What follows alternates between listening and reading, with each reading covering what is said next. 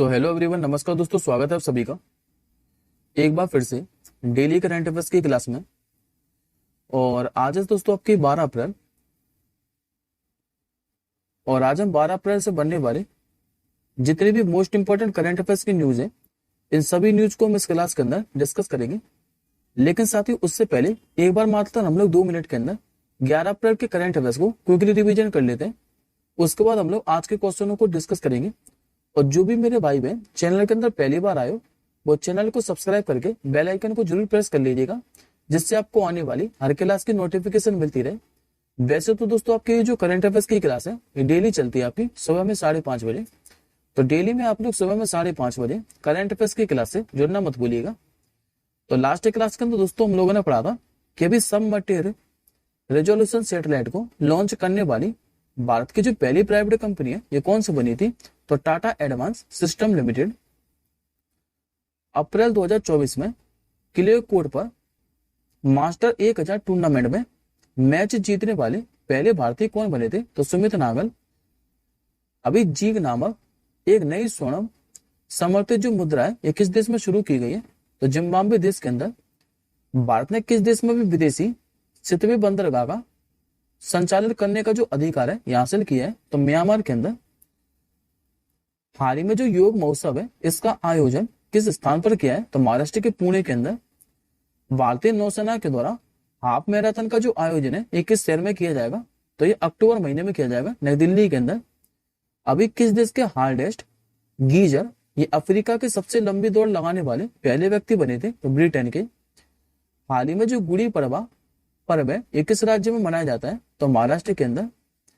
इसके बाद हम लोगों ने एक दिवस पढ़ा था कि 9 अप्रैल को अभी जो सीआरपीएफ है इसने अपना शौर्य दिवस मनाया था। अंतरराष्ट्रीय जो नारकोटिक कंट्रोल बोर्ड है।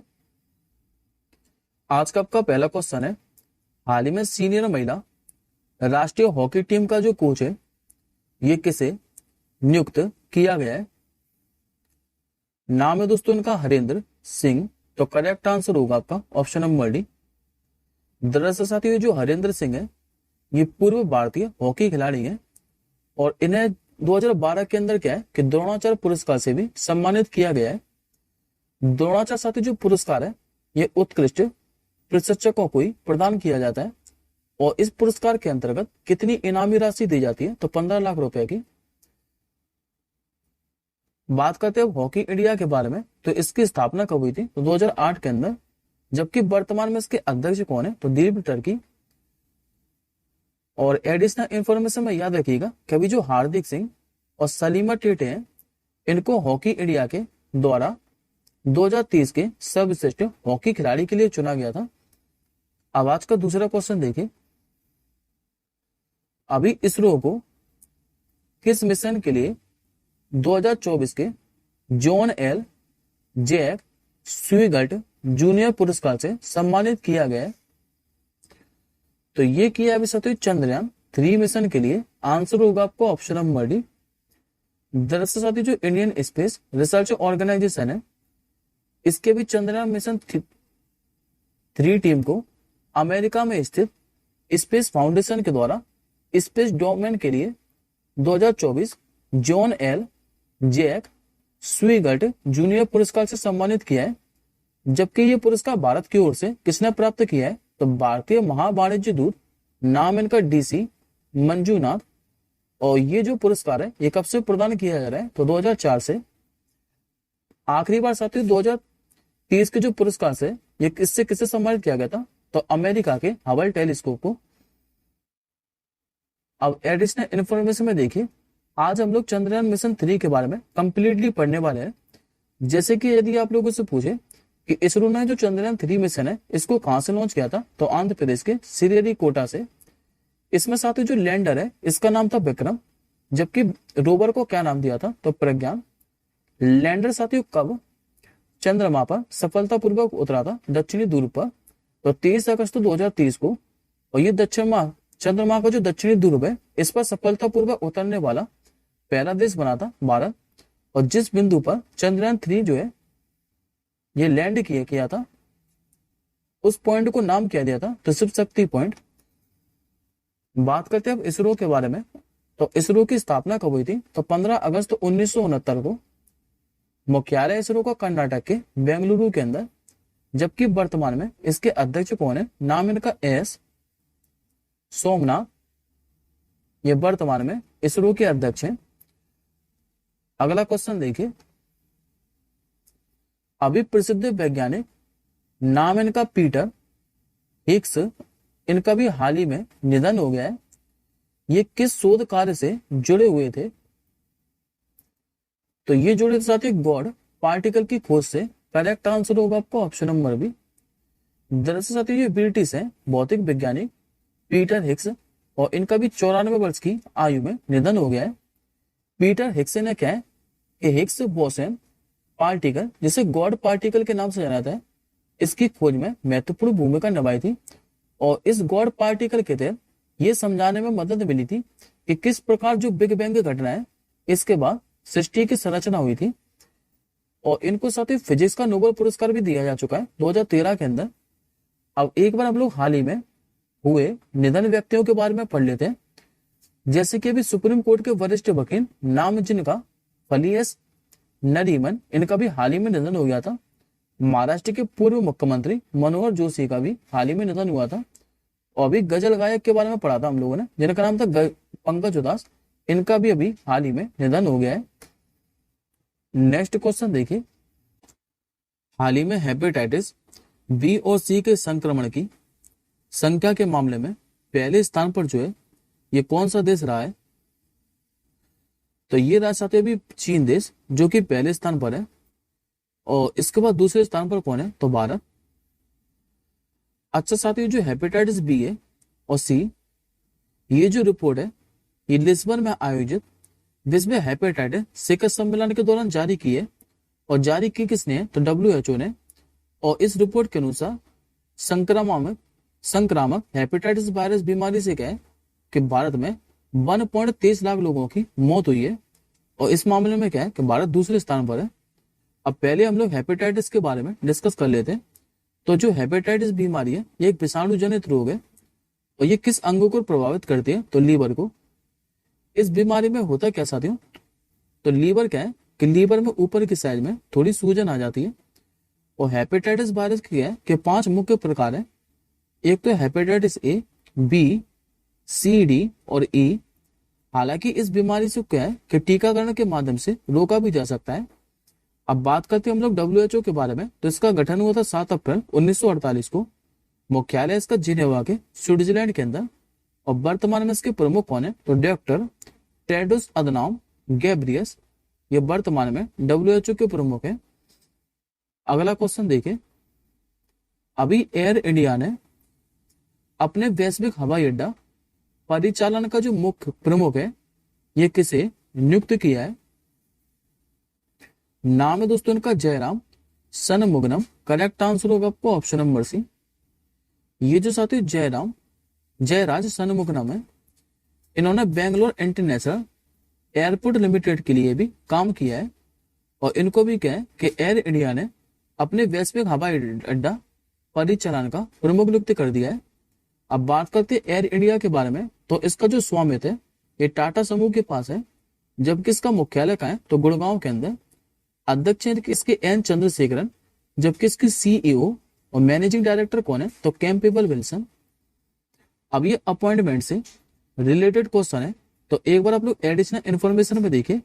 ये सारे के सारे अपॉइंटमेंट मैं आपको कई बार रिवीजन करा चुका हूं, अभी तक तो आप लोगों को याद हो चुके होंगे सारे के सारे अपॉइंटमेंट। जैसे कि मैंने आपको सबसे पहले पढ़ाया था कि जो संजय नायर है, इनको भी एसोचैम का नया अध्यक्ष नियुक्त किया गया था। उसके बाद हम लोगों ने नाम पढ़ा था शेफाली शरण का, इनको भी प्रेस इंफॉर्मेशन ब्यूरो का प्रधान महानिदेशक नियुक्त किया है। राकेश मोहन को भी विश्व बैंक आर्थिक सलाहकार पैनल में नियुक्त किया है। कमल किशोर की बात करें तो इन्हें अभी UN के आपदा जोखिम न्यूनीकरण के विशेष प्रतिनिधि बनाए गए। जयश्री दास वर्मा, इनको भी फिक्की लेडी ऑर्गेनाइजेशन का अध्यक्ष बनाया गया है। लव कुमार, इनको भी SPG में महानिरीक्षक के पद पर नियुक्त किया है। और जो श्रीनी पल्ली है, इनको भी तीसरी सबसे बड़ी IT कंपनी विप्रो का नया MD और CEO ये नियुक्त किया है। अगला क्वेश्चन देखिए, ये साथियों आज का मोस्ट इंपोर्टेंट क्वेश्चन रहने वाला है, इसको डबल स्टार मार्क कीजिएगा, आपको डेफिनेटली एग्जाम में देखने को मिलेगा। क्योंकि अभी लक्षद्वीप में शाखा खोलने वाला भारत का जो पहला प्राइवेट बैंक है, ये कौन सा बना है? नाम है साथियों इस बैंक का HDFC बैंक। करेक्ट आंसर हो जाएगा आपको ऑप्शन नंबर ए। दरअसल साथियों जो HDFC बैंक है, इसने अभी लक्षद्वीप का जो कावरत्ती द्वीप है, यहाँ पर एक शाखा खोली है, जिससे यह केंद्र शासित प्रदेश में उपस्थिति रखने वाला अब एकमात्र निजी बैंक बन गया है। बात करते हैं HDFC बैंक के बारे में। गठन हुआ था 1994 में। मुख्यालय कहाँ है? तो महाराष्ट्र के मुंबई में। जबकि इसके वर्तमान में CEO ये कौन है? तो शशिधर जगदीशन। नेक्स्ट क्वेश्चन देखिए, अभी किस राज्य के टेल वैली वन्यजीव अभ्यारण्य में तितली की एक दुर्लभ प्रजाति की खोज की गई है? ये की गई साथियों अरुणाचल प्रदेश के अंदर। आंसर हो जाएगा आपको ऑप्शन नंबर बी। दरअसल साथियों भारत में पहली बार क्या है कि अरुणाचल प्रदेश का जो टेल वैली वन्यजीव अभ्यारण्य है, यहाँ पर एक तितली की दुर्लभ प्रजाति की खोज की गई है। और इस प्रजाति को नाम क्या दिया है? तो नेप्टिस फिलारा तितली। इसे आमतौर पर क्या है कि लंबी लकीर नाविक के रूप में भी जाना जाता है। और इस तितली के साथियों पंख क्या है कि दांतेदार होते हैं। आज तक क्या है कि ये जो तितली है, इसकी प्रजाति पूर्वी साइबेरिया, कोरिया, जापान, मध्य एशिया और दक्षिण पश्चिम चीन सहित पूर्वी एशिया के विभिन्न क्षेत्रों में पाई जाती थी। लेकिन ये पहली बार हुआ है कि ये भारत में पाई है। और किस राज्य के अंदर? तो अरुणाचल प्रदेश के अंदर। और अरुणाचल प्रदेश के भी किस अभ्यारण्य के अंदर? तो टेल वैली वन्यजीव अभ्यारण्य के अंदर। तो याद रखिएगा, अब पहले एडिशनल इंफॉर्मेशन में याद रखिएगा ये क्वेश्चन हम लोगों ने कुछ समय पहले पढ़ा था, मार्च महीने के अंदर, कि केरल का जो कोल्लम है, यहाँ पर अभी आइसोपोड जो कि घोंघे की प्रजाति है, इसकी खोज की गई थी। और ये नाम साथियों इसलिए इंपॉर्टेंट था क्योंकि इसका जो नाम है ये इंडियन स्पेस रिसर्च ऑर्गेनाइजेशन के नाम पर रखा गया था, यानी कि इसरो के। बात करते हैं अब अरुणाचल प्रदेश के बारे में। तो अरुणाचल प्रदेश के मुख्यमंत्री कौन है? तो पेमा खांडू। और यहाँ के नए राज्यपाल कौन बने थे? तो केवल त्रिविक्रम पटनायक यहाँ के नए राज्यपाल बने थे। और राजधानी क्या है? तो ईटानगर। अगला क्वेश्चन देखिए, अभी किस देश ने विश्व व्यापार संगठन यानी कि जो वर्ल्ड ट्रेड ऑर्गेनाइजेशन है, इसमें चावल के लिए शांति खंड ये लागू किया है? तो ऐसा करने वाला जो देश बना है, ये बना साथियों अपना प्यारा भारत। आंसर होगा आपको ऑप्शन नंबर बी। भारत ने क्या है कि अभी जो चावल की सब्सिडी सीमा है, इसका उल्लंघन का हवाला देते हुए 5वीं बार वर्ल्ड ट्रेड ऑर्गेनाइजेशन के शांति खंड को लागू किया है। ये खंड क्या है कि विकासशील देशों को सब्सिडी उल्लंघनों के संबंध में विवाद की चुनौतियों से बचाता है। अब बात करते हैं आपके वर्ल्ड ट्रेड ऑर्गेनाइजेशन के बारे में। तो इसका जो गठन है ये 1 जनवरी 1995 के अंदर हुआ था। मुख्यालय का इसका तो जिनेवा के स्विट्जरलैंड के अंदर ही। महानिदेशक इसकी नगोजी ओकुंजा इबाला। और वर्तमान में इसमें सदस्य देशों की संख्या कितनी है? तो 164। नेक्स्ट क्वेश्चन देखिए, महात्मा ज्योतिबा जो फुले इनकी जयंती कब मनाई जाती है? तो इनकी जो जयंती मनाई जाती है यह हर साल 11 अप्रैल को मनाई जाती है। आंसर होगा आपको ऑप्शन नंबर डी। दरअसल साथियों ये जो महात्मा ज्योतिबा फुले हैं, ये महाराष्ट्र के सामाजिक कार्यकर्ता और समाज सुधारक थे। इनका पूरा नाम क्या है? तो ज्योतिराव गोविंदराव फुले। इनका जो जन्म है ये 11 अप्रैल 1827 को महाराष्ट्र का जो सतारा है यहाँ पर माली जाति से संबंधित परिवार में हुआ था। और कौन सी जयंती मनाई गई है इनकी 2024 के अंदर? तो 197वीं जयंती।